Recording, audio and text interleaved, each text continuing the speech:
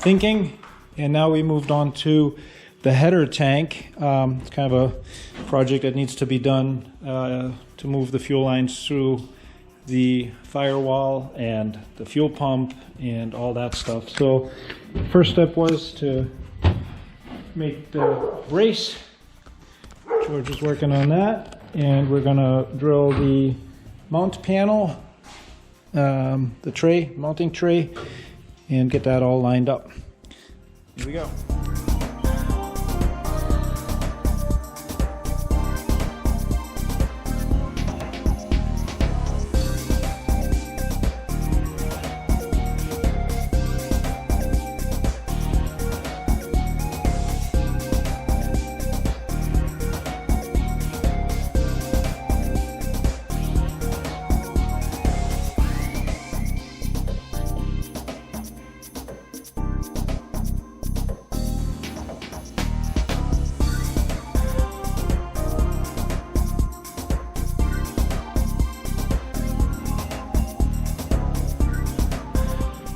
Alright, so we added this support strap in here, and I was trying to figure out how to get it all lined up. So we basically just glued it with that silicone that I like to use. I also connected these two here to add a little more stability.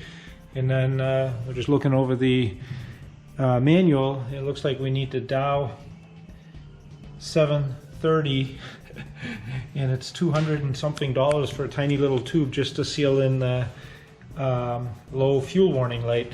So gonna have to think about that. All right, so while we're waiting for that bracket to dry, we are basically double checking all the measurements on the fuel tank. Got some uni bits, and hopefully we'll drill that. And uh-oh, was I off? It's so tiny. The hair. Uh-oh, plane's not gonna fly. And then yeah, put in some bulkhead fittings.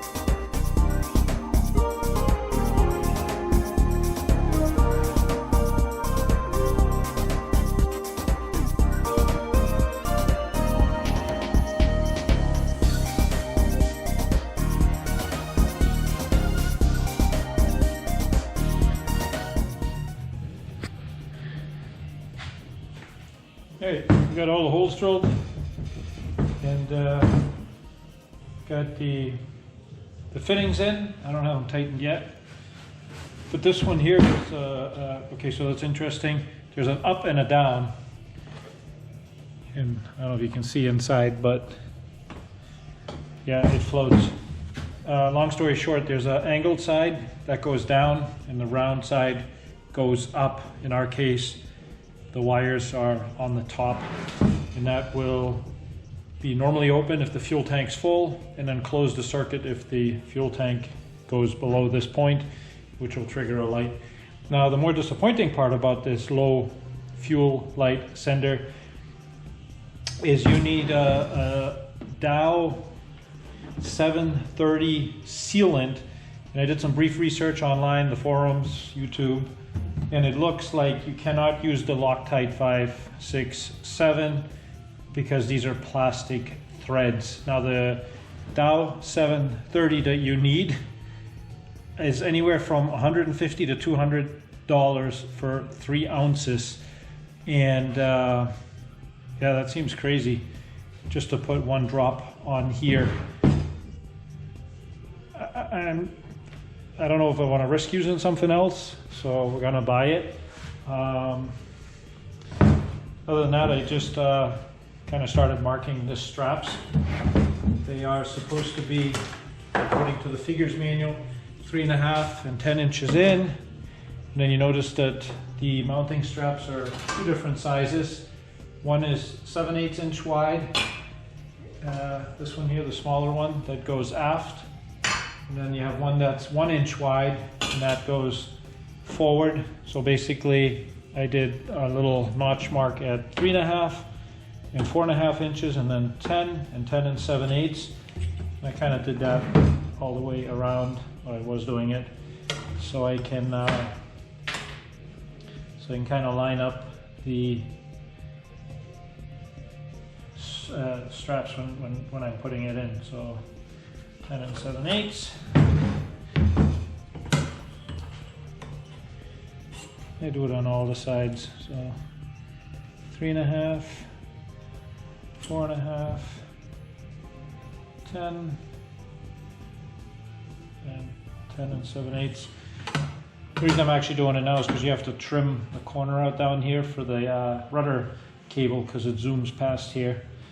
I just want to make sure that the straps are kind of, that I don't trim 2 inches out of one side and, I don't know, whatever, an inch out of the other side. I want to make sure they're kind of the same.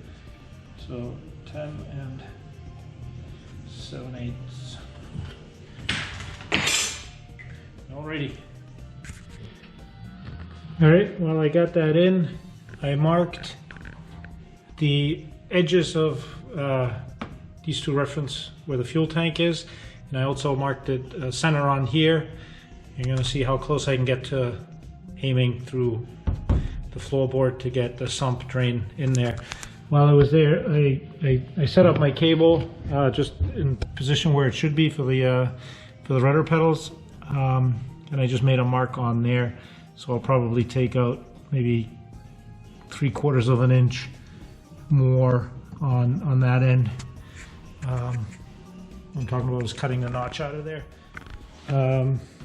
Put these little gasket thingies on, and I still got to trim the little edge there where the rudder cable goes by. That's the plan for today. But the way I do it, so I have my little beloved airplane tool. I pull this back, I put a little bit of super glue on there with one of these micro dabbers, and then just kind of feed it in there. It's the only way I can think of to make it neat, because super glue tends to just make a mess.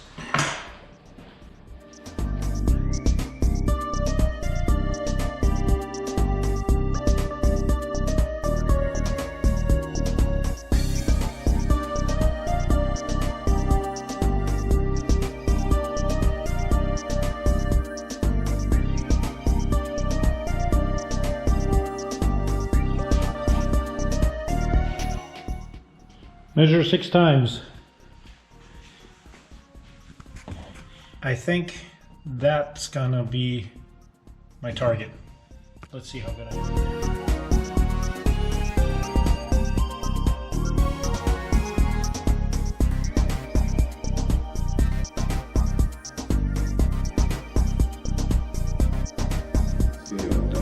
Oh, I was so close. Far faster than I know this really matters, but probably off by 1/8 of an inch, but I can fix that. So they want you to drill this number 11. I'm assuming it's just a pilot hole, but then the opening size is 0.25 bigger all around than the nut.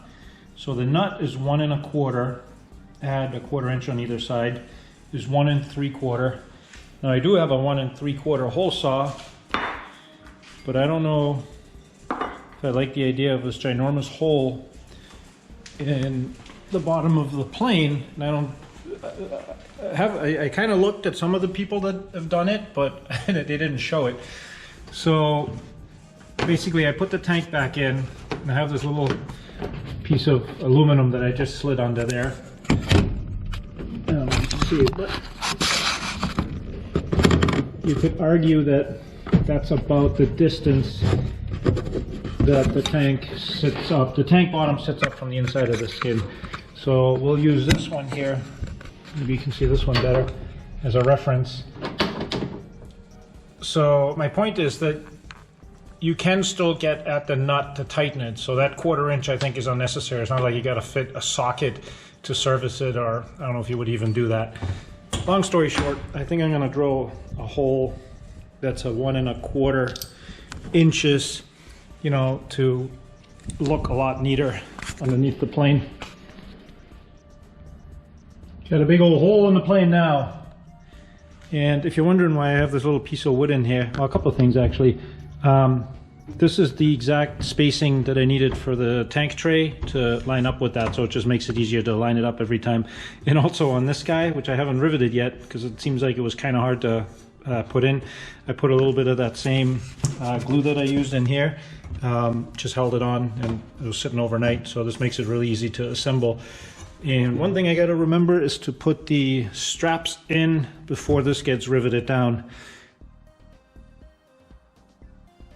Yeah, I think that was it. Measure, measure again, and measure, and then drill. Safety wire, trying to get that thing in through there.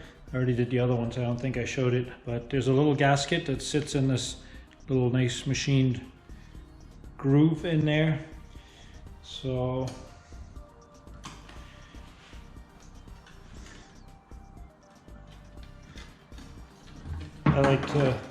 I put a little loop in the wire here just to hold it. And just before it goes in, I kind of look through there, make sure that gasket sits properly, which it is. All right, pull that guy through so we can get rid of that. Then we have a gasket on the outside. Yep, fall. Put that in, and we have a big old nut. Sorry, washer. And a big old nut. So you'll notice there is actually a place to grip those threads on.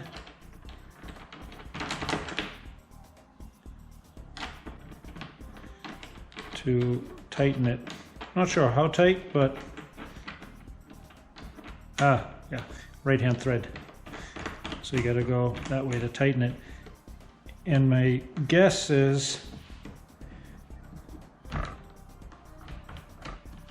that is going to be, so when you tighten the fitting that goes in here, in this case it will be the drain valve, it will actually, I make sure this even fits in the plane once I do this, counter tighten it. So that's how you put the fittings in. All right, the rest of it was pretty straightforward. I got this guy in, tightened them all, and ended up taking the tray out.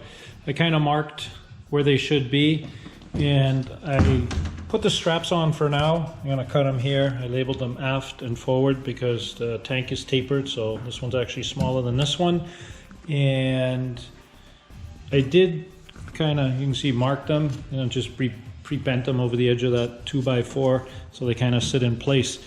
And then I'm gonna cut these off here just so they're flush underneath there.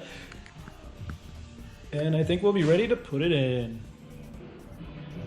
I decided to put some insulation under here as well. So like I did up with the floorboard, I cut the bottom of the stringers out, but only sliced it on the bottom of the insulation. So this thing's gonna be quiet like a Lexus.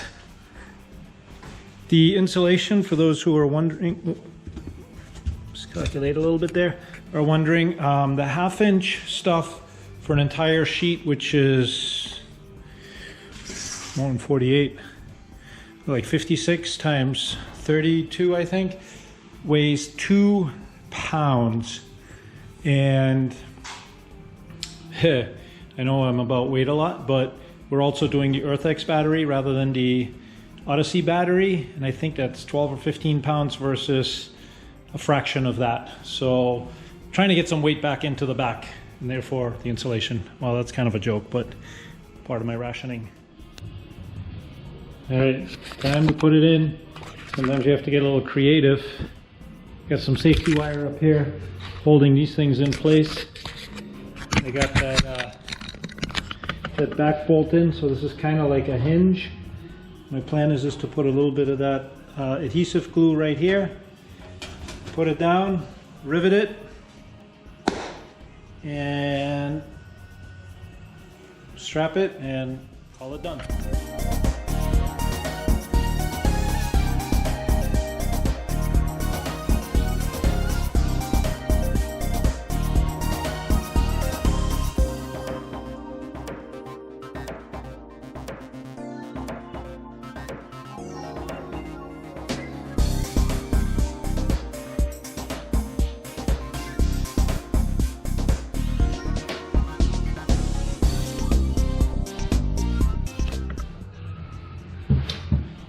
Had to go rinse the tank out one last time before it goes in.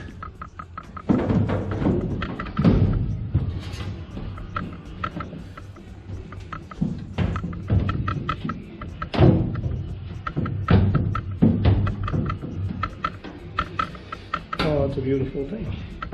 Oh, you know what? It's a little tight where that sits.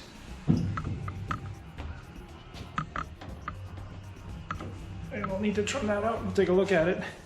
I haven't pressure tested it yet, but I have no way of plugging all these holes, so fingers crossed. All right, tank is in. Really like the way it fits. I put a couple of tick marks on here so I know where the straps are supposed to line up. I think I figured out why this strap is bigger than this strap, like height-wise. It's so when you run the floorboard across that it has a support. I did end up cutting out where that sits and where the drain sits on that side. So these are the 1/2 inch pieces that I cut out, and it sits beautiful.